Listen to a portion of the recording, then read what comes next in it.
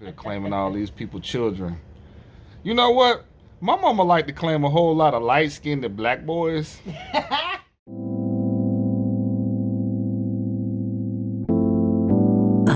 Welcome YouTube. Welcome back to another story time and discussion. I'm here with my mom. My today's guest is my mom. I would say y'all can have her, but y'all can't have her. That's my mama. She up there claiming all these people children. You know what? My mama like to claim a whole lot of light-skinned black boys. Chris Brown, the Currys. You get what I'm saying? You see what I'm saying with this? Michael Jackson, you know, that kind of stuff.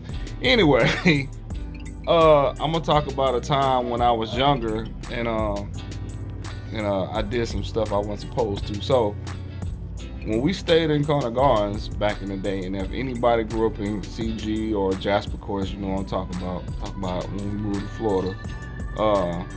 My mom and my dad both had this rule. I didn't know this about my dad until I went to stay with him, but I knew this about my mom. So my mom had this rule that if the parents wasn't home, you're not supposed to go over there. You know what I'm saying? Especially if the kids is bad and something may happen, because you never know. And her biggest thing, their biggest thing was always this: you can't replace what people break, or you can't replace what's stolen. And if you can't replace it, don't go over there. Plus, you never know what's gonna happen. They can always blame you. Right, Mom? That is correct. Okay, so one time, one of my god brothers had broke his foot or hand or something. I can't remember exactly what it was, but he was staying. He was staying next door to us, and but they had a video game that he was playing, Street Fighter or some adventure fighting game. I don't remember what it was. It was a first-person game.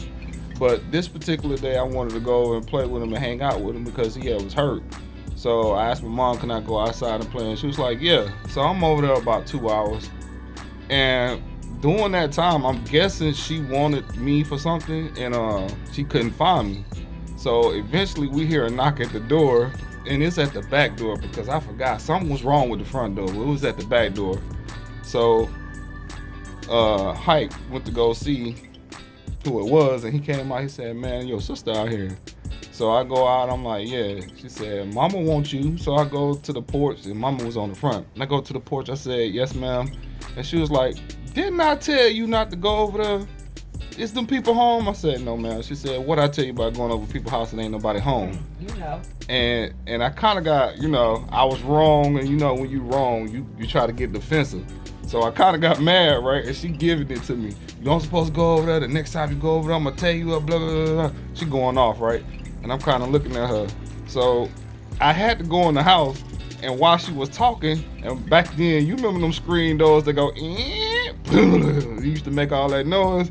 So right in the middle of her conversation, I slammed the door right on her. I didn't mean to slam the door on her. I was mad, but the door got slammed while she was talking. Yeah, I know half of y'all probably like, oh yeah, you know what happened. So all of a sudden I hear, oh, you gonna slam doors in this house? You don't pay no bills in the house. You gonna get, man, my mama came in there with that belt. Boy, you talking about something. I was on punishment about 2 weeks after that. I remember, about 2 weeks. So after it was all over with, I got my whooping. I earned that one.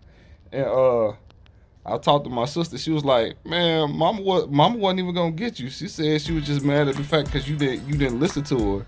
But in the middle of her talking to you, you slammed the door on her in her conversation like she didn't have nothing to say. And she was like, oh, he gonna slam the door. I'm gonna show him who gonna slam the door around this house. Man, she came in there and tagged me. Mama, yep, tagged. Mama, you were supposed to remember this. You don't remember that, man. You know what? If your mama don't remember when she whooped you, you know how many whoopings you probably done got. Too many to count.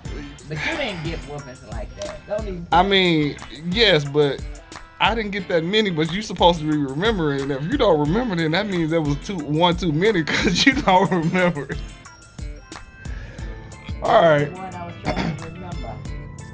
So I want to talk about this community that we moved to when we first moved to Florida. Well, about a year after we moved to Florida, and it's called Condon, right, Mom? That's correct. Yes. Okay, so what was the rule Even though everything outside was happening, what was happening in the house? It had nothing to do with us on the inside. That was our castle. I don't care what goes on the outside. I'm worried about what's going on the inside. And my mama knew pretty much all her children friends. My friends used to come over, and all of them would be looking at my mama like, bro, your mama cool. But growing up with that lady, I was cool to a point.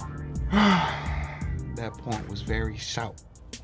Because if she said do something and you didn't get up in the first couple minutes, you gonna get hit with something. That's just old school. Yes, ma'am. I know. Yes, ma'am. Just like these kids today, they complain because they got one chore to do. Back in the day, what was the rule? We had the house what? Clean. And exactly before she got home, not when she got home, before she got home. Because if she checked it and it was wrong, you what? Got your ookie beat. Yeah. So you had to make sure that stuff was done. But yeah, I remember like Officer Howard. Remember he had helped all of us, most of the kids he could to get it to play football, and the ladies to cheer.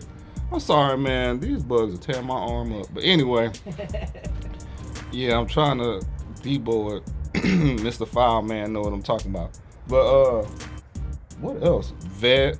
It was also a lot of talented people. Very talented. That lived out there. Like my best friend Jonathan, that dude can draw. Another friend, Vet, he could draw. Ooh, what else? People were singing. We used to have talent shows every year where, and these talent shows, these kids back then, the kids wasn't nervous and scared to get out and get up on stage and do their thing. They would have dance routines. Some would come out and sing. Some would come out and rap. You never knew. We had bike jamborees. We also had, one of the things that made it easy to stay out of trouble, we had a lot of people that cared about us in the community, especially the rec center, the Boys and Girls Club, the Boys Club, the Girls Club, just a lot of different things, and just people. Yeah. Drill team, we was on, man. Mama had us in church. If we wasn't in church, we was in the choir until people started not acting right, and then we ended up quitting. Then we all came back. That was kind of crazy. But we went on basketball trips, all kind of stuff. Like I remember when I was younger, I used to be shy and I used to be in my shell. And I got an opportunity to go to Daytona Beach for the future business leaders of tomorrow type situation for all the young teenage kids to understand and learn how to conduct business, learn how to do better, learn how to just see something outside of the environment that they in on a daily basis. And I remember our piano player, Miss Dillon, was like, "Listen, you wanna go?" And I was like, "Nah, I don't want to go." And I go home, and I guess she had told my mom, and my mom encouraged me. She was like, "Why you don't want to go?" And I kind of gave her a fake answer like, but honestly, I was just nervous. I didn't, you go on with people you don't know, you know what I'm saying, that kind of stuff. So she ended up talking me into going, and pretty much it was one of the best decisions of my life. I had a great time. Unfortunately, I had some thievery happen. I wasn't even there a day and somebody stole my money, man. And then they helped me find it. This is what happens when you grow up in the hood, man, for real. This is exactly what happens when you grow up in the hood. They will steal your money and then help you find it like they had nothing to do with it. And when I was younger, I never knew that part of the game. My mom told me afterwards, and Miss Dillon told me afterwards, but I was just like, what? Sometimes they wouldn't. But then it was like, I don't know. Because it's like, if people were stealing clothes off the line and stuff, but they never stole mine because I told them, you steal my children's clothes, you gonna undress them right there in front of me. I ain't playing that game. Take mama get a job. My friend Jonathan, they stole his clothes, his family clothes so much, it was just shameful. Not to mention a lot of other stuff that was happening.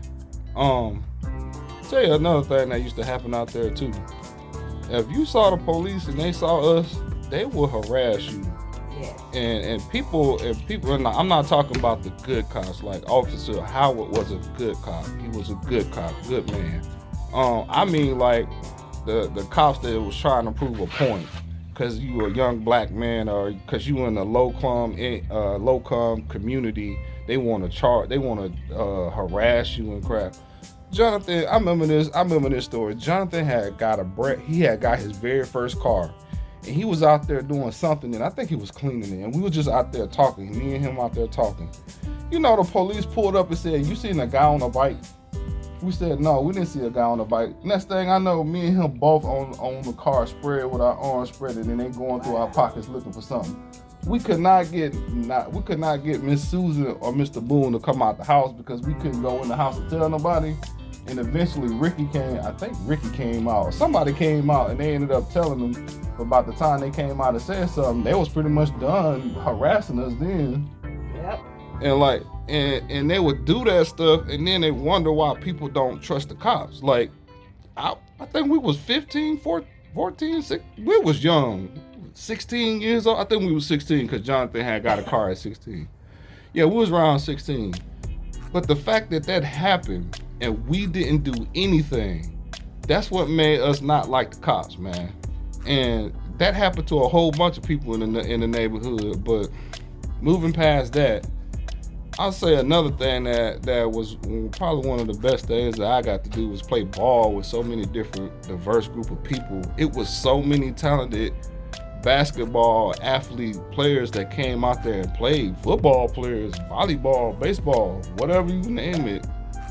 The Rexon and Condon pretty much won a whole bunch of tournaments, and if y'all don't believe what I'm saying, I wish you could talk to somebody who was living out there during that time, because we won so many basketball tournaments, we won so many flag football tournaments, we won a whole bunch of tournaments.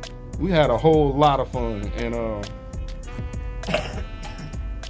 and another thing about that community that made it special was it wasn't only black people. It was Puerto Ricans, it was Asians, it was any different diverse race that pretty much that came to Florida and ended up in that community. We all eventually got along for the most part, because when we moved there, the violence had really came down a whole lot compared to people doing drive-bys and shooting and craziness. When we was there, it was good. Like, it was good and fun, and for the most part, a lot of us just realized that. It also helped me to realize that you can't see people for skin color. You got to see people for people, because no matter where you live at in the world, no matter who you work with, you're gonna always end up working with somebody that's not your color, and you're gonna have to either deal with them off of what they do and not judge them off of their skin color, because nobody, you already know it, nobody ever asked to be the color that they are. We're just born like this. It's God's plan. So we just had a lot of good times, man. So yeah, like the really good time was when the parents got out there with the kids and we played volleyball. Oh man, the volleyball days. Yeah, was out there playing volleyball. That was fun. That was very fun. Cause we would be on the basketball court sometimes while they was out there playing volleyball, and the girls be out there playing double dutch or whatever they be doing. Just a lot of kids, man. Just fun environment. Play volleyball. And nobody had beef. Everybody came together. It was just a good situation. Like, it's hard to see that nowadays. Like, it's really hard to see that people don't really get along like they used to, let alone come outside, you know. I don't get it. Like, we would beg to come outside to play. We would beg moms, right? How many times I said, "Mama, can we come outside?" I think about it. Man, you know that meant you gonna be inside in the house for about 2 hours, right? Being there cleaning up, doing everything we can. Mama, hey, come on over here and clean up this house. Come on, clean up real quick, so when she come out, we could be like, "Can we go outside?" Then we also had a mama where we said we better be where we say we was, cause she peeking around corners, hiding behind bushes. Yes, I did. You say you going somewhere, you better be there. Yeah. So I didn't have no shame. just to let all y'all know, especially my friends, Remember the times that we was about to go do something we wasn't supposed to? That's why.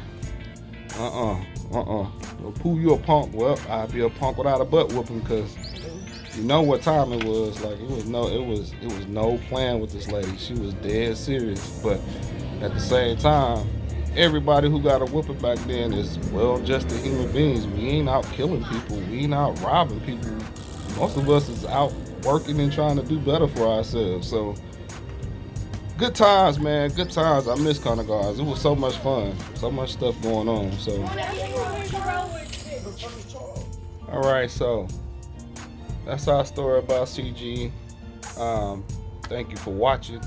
I want to thank everybody who's been watching my content since I started, and or if you just joined or whatever. Thank you for taking the time to watch my content. An outlet for me. So don't remember to comment, like, subscribe, and share. Please share. We're on the road to 100 subs, aka subscribers. We halfway there. Thank you so far, and thank you for watching. All right, you have a great day. Peace.